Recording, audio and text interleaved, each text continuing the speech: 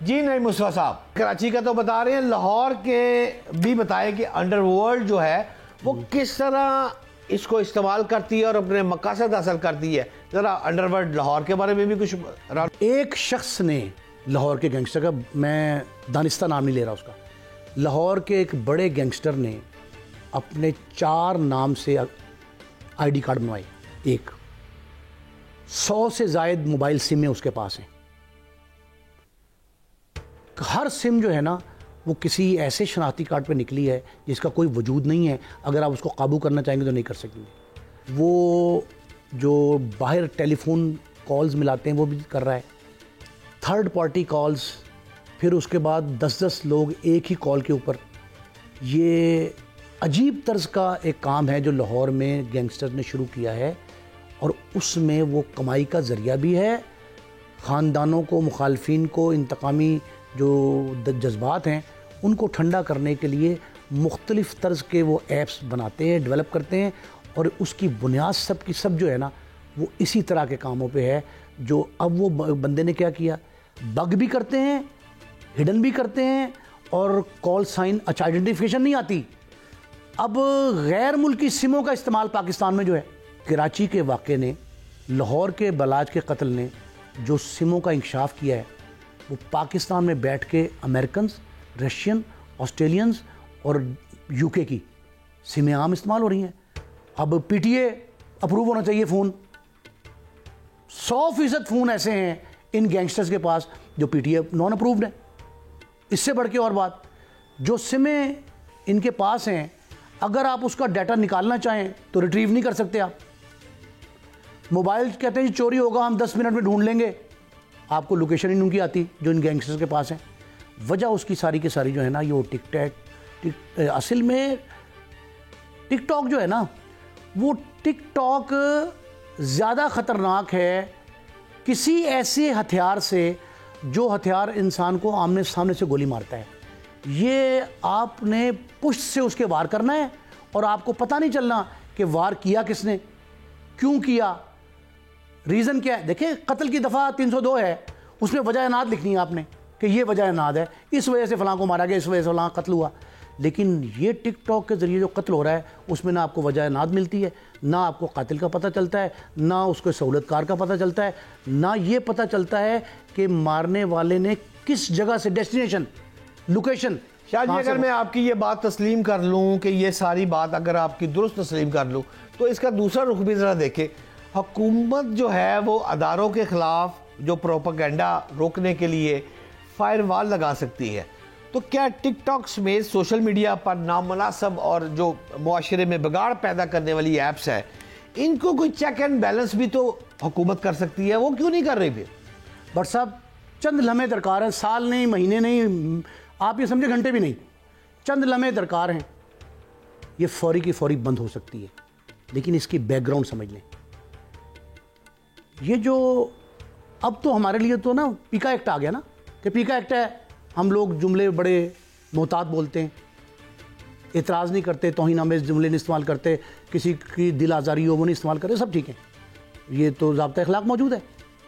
لیکن یہ جو اب سائبر ایکٹ ہے، cyber crime act, cyber crime act کی دفعہ ہے 24A، جس کے تحت یہ کوگنیزیبل ہے. اس کا ضابطۂ فوجداری کی جس طرح کوگنیز لی جاتی تھی نا، اسی طرح 24A کے تحت آپ کو چالان کیا جا سکتا ہے.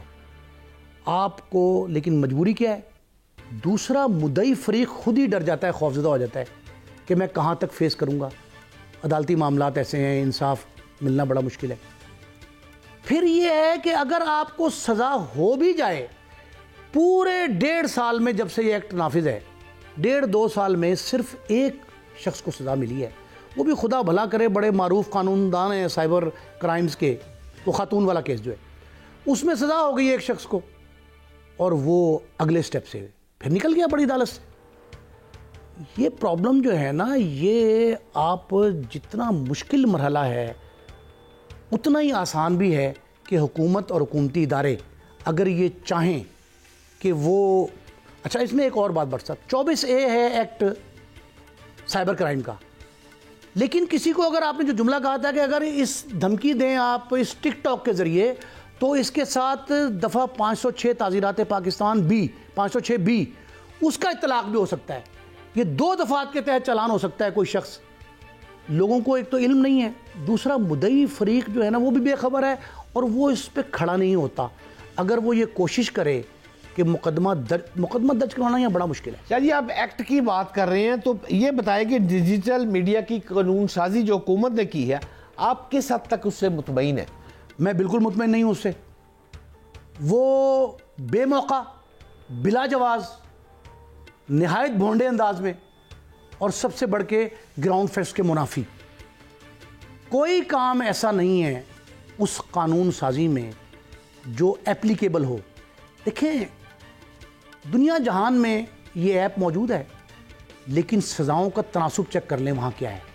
سائبر ایکٹ کا ہمارے یہاں کیا ہے؟ 506 کے ساتھ چالان ہو سکتا ہے سائبر ایکٹ کی دفعہ 24 لیکن نہیں ہوتی. کیوں نہیں ہوتی؟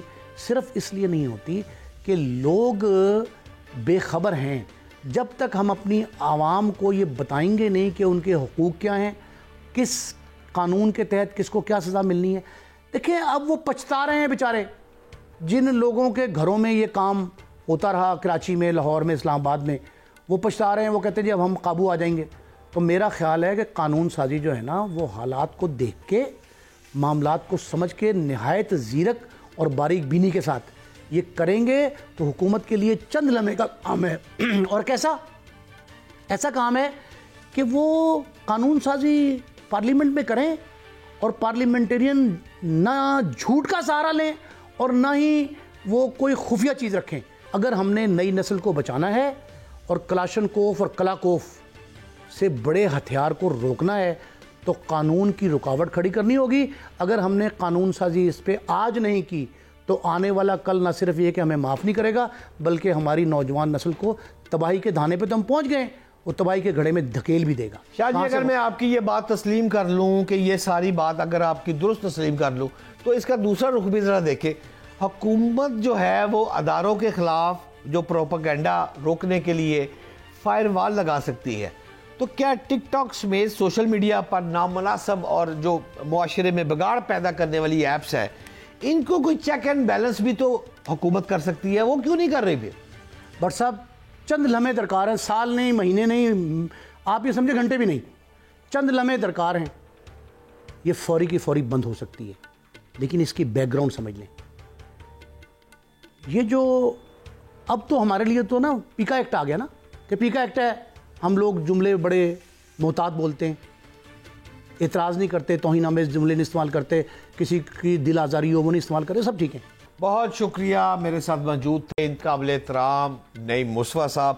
ناظرین مشہور زمانہ موبائل ایپ ٹک ٹاک کوئی جرائم پیشہ افراد نے بطور ہتھیار استعمال کر رکھا ہے, لیکن میں آپ کو اس پروگرام کی وساطت سے ایک بات کہتا جاؤں کہ میری انفارمیشن کے مطابق سائبر کرائم FIA جو اس وقت ٹک ٹاک پر 99.9% کام کر رہی ہے اور وہ اس کا مکمل ہو چکا ہے.